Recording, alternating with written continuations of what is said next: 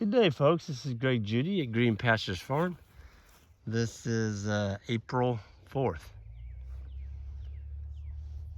We are really starting to grow some grass. Some of this grass is up to 8 inches now. In the clumps, the smaller, lower spots, of course, those are dominated by more clover. They're only up a couple, 3 inches. And yeah, Rucker, how you doing, buddy? Yeah, such a good little dog. That's Isaac's little pup. We just had a beautiful day here. The daffodils are starting to bloom now on the driveway. Today, I think it hit like 62 to 65 degrees. Just perfect, cool season grass weather. Can't get it any better than that.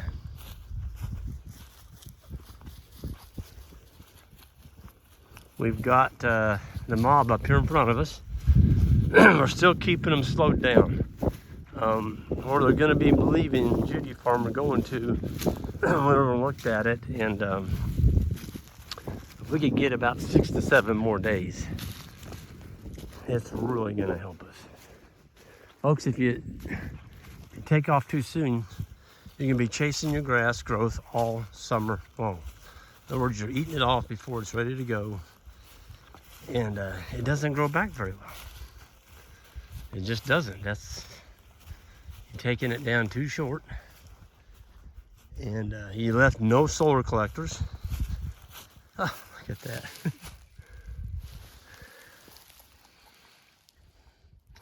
That's our healer's ball. She's kind of harebrained sometimes. She'll just up and just drop it and leave it. But you can see tonight, the cows are really starting to back off the hay now. And so we only gave them 1 bale. Boy, they got some really nice stockpile over here tonight. Had a lot of green coming up through it.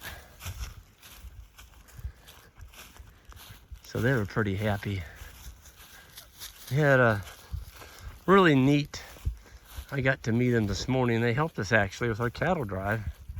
Across the road, there's a neat couple staying in our Airbnb, and they're from Chicago, and I think she said it was their 30th wedding anniversary. And she sat out on the porch this morning and watched the cows off the front porch. She said it started reminding her of her childhood when I believe it was her dad or her grandfather, I forgot which, and it brought back some really nice memories to her. Her husband, he said, when he looked out the window, he said, Greg, every window on that house, he said, there's not a bad view from any window. It's just beautiful. No matter what direction you look, it's just beautiful. And it is a cute place. It's called the Scott House. It's our Airbnb that we rebuilt. Kevin and I and Jeff. Kevin and Jeff were 2 interns, and we worked on that thing for a good while, and turned it into a pretty nice house. It was about to fall in. That's where I was raised at, in that old house up there. But it's a pretty nice place now. There's our Hershey's. Right there. That's one of the trees we planted. There's another one up there.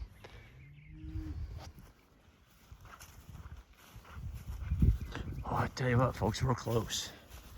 We're real close.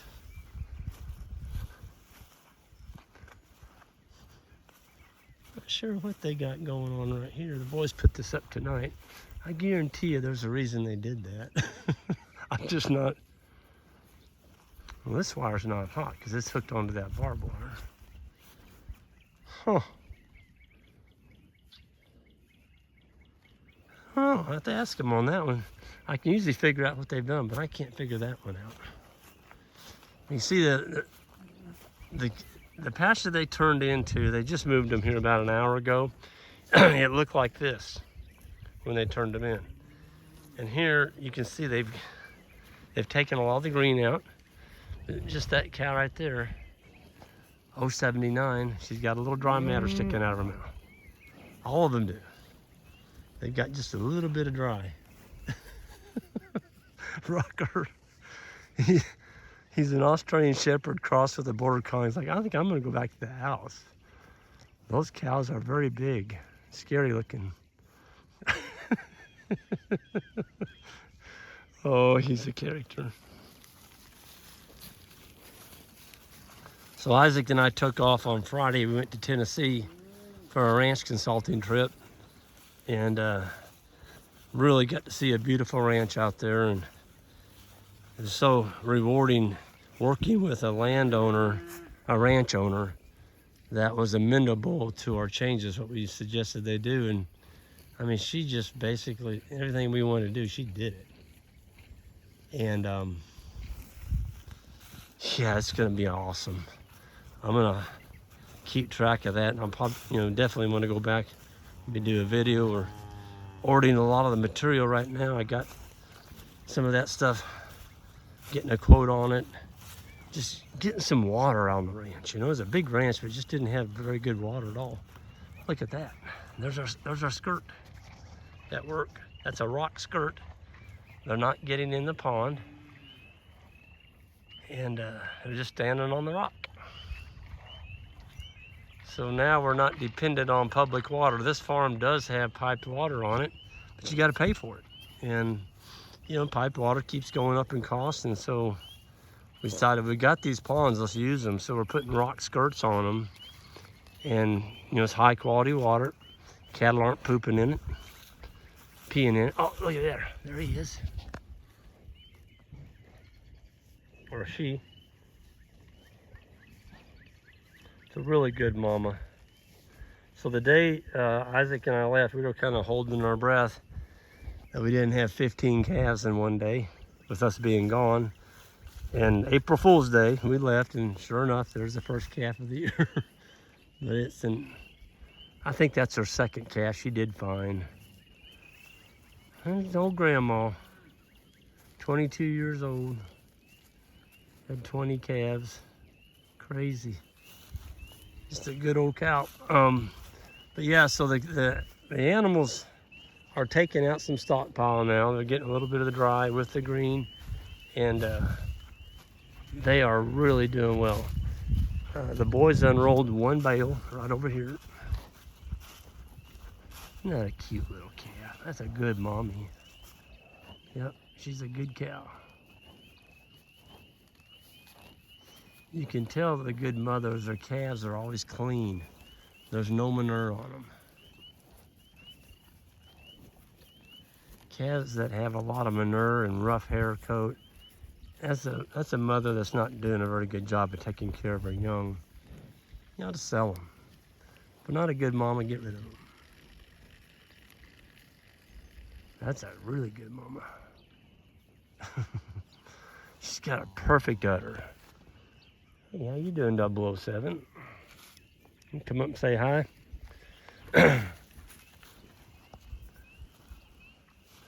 We didn't tag that calf on the first day. We waited till the second day. The reason we do that is we don't want to spook off the new mom.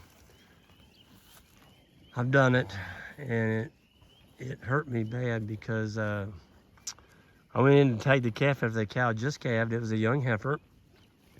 And I walked up to like a dummy, grabbed the calf, put a tag in it, and she walked off. She walked back to the mom. Look at that. I really like to see a cow clean the butt up on a calf. See, that tongue's like sandpaper. It's like a brilliant boy. She's really cleaning her calf.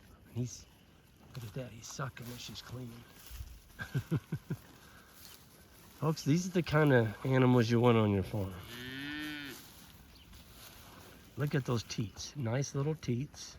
Easy for the calf to get on.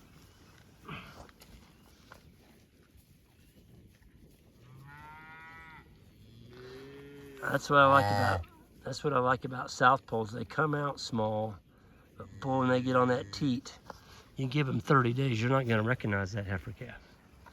I mean, they just explode in growth. I used to graze for people, and they'd breed these great big old I call them cow-killing bulls. And, you know, the calf would come out just deader than a hammer, 120 pounds. You had to pull it. And I said, why are you breeding to that? A bull that does that? Well, you know, you got to have a big old calf. I'm like, not a big old dead calf. Big old dead calf has a poor weaning weight. Fed the cow for a year, you end up with a dead calf. Give me a 50 to 60 pound calf any day. Live one. They'll grow. They'll take off and grow. So this is where we had the water today. That's why this is so beat up. The water point was right out there. They chewed that up pretty good. But the boys came in here and rolled some hay tonight. This is their dry matter. You can see some of them out there kind of chewing on a little bit. Most of them are over there grazing. It's just like, you know, cows that get a little dry matter, you don't have as much diarrhea. In other words, the cows, it really softens up the manure pads. I like the size of these manure pads. They're stacked up. They're stacked up about right. The consistency's good. There's a good one. Oh yeah. Beautiful, beautiful. Oh, there's a good one right there too. Look at that. And they smell good. You know, you open them up, they don't stink. I guarantee you, if you fed them grains and opened that up, you'd want a clothespin on your nose. It stinks. It's just processed grass. Oh man, there's a beautiful one right here. Wow, look at that. That is one beautiful manure pad. Oh yeah. Hard to get them any better than that. Yeah, they're still using that ramp over there. But the cows will be moved again in the morning. The boys have already got the paddocks put up in front of them. They're gonna be going west in the morning over there on the side of those cedars. And you're just gonna make a big circle and come back around over here. We're gonna be having a cattle drive. Let's see, this is Monday. Yeah, it's gonna be probably Saturday. Yeah, somewhere in there. It sure is nice to get through the winter, folks. It's been somebody asked me the other day, what kind of winter did we have? And you know, when you're in the middle of it and it's cold and the snow's coming down, you always, oh, this is a bad winter. It's just worse than I can remember. If I had to rank this winter, I would say it was average. And we had 2 snows. I think the deepest snow we got for the whole winter was about 9 to 10 inches at one time. One of those snows stayed on for about 2.5, 3 weeks. We had 2 ice storms. Made it a little challenging, but you know, most of the time we stayed in that 20s. And yeah, we got some sub-zero weather, but it wasn't like it stayed on for weeks and weeks and weeks. My hats are off to you guys in Minnesota, Michigan, Wisconsin, Canada. Man, you all are tough. It takes tough people to take that kind of, North Dakota, don't want to leave them out. It's cold. It's cold. And somebody asked about barns the other day. I wanted to cover that. Where's your barns at, Greg? You leave these cows out all year long? What about when it gets cold? Well, it gets cold. Cows go down to the trees and find them some cedars. They bunch up real tight together. And they get warm. That's what they do. In nature, they do the same thing. I remember seeing a video, it wasn't a video, it was a picture of Gabe Brown's herd in Bismarck, North Dakota. I think it was 40 below in that picture, and them cows were out there in that field. Snow looked like it was 2 foot deep, but he had a really good cover crop out there, and those cattle were out there going through that snow, eating that cover crop. And when there's that much snow on, Gabe doesn't worry about water for cattle. They get plenty of moisture just eating. But that's minus 40 below, so cows can take minus 40 in Bismarck, North Dakota. We're pretty good here in Missouri when it gets down to, you know, -10 or -20. We're not gonna stay there very long. So So rewarding just to walk out here and watch the cows eating. Everything's just super comfortable. They're just calm. Super calm. Folks, I'm gonna sign off here. It's a beautiful evening. Jan's just getting the dinner fixed, and I'm gonna head back to the house, and you all have a good one, and we'll see you down the road. I wanted to give a plug. I think there's only, I don't know, there's maybe 10 seats left in the advanced grazing school. The beginning grazing school is sold out. So if you're on the fence, boy, I wouldn't wait much longer. It will fill up. I mean, this is only the 1st of April, and we're gonna be, there's always the late people. They always wait till about 5 days before the school, and then they ring our phone off the hook. Please, please, please, please, please, can we come? I'm like, nope, sold out. So don't be a procrastinator. If you wanna come, you better get in there quick. Everyone have a good one. We'll see you next time.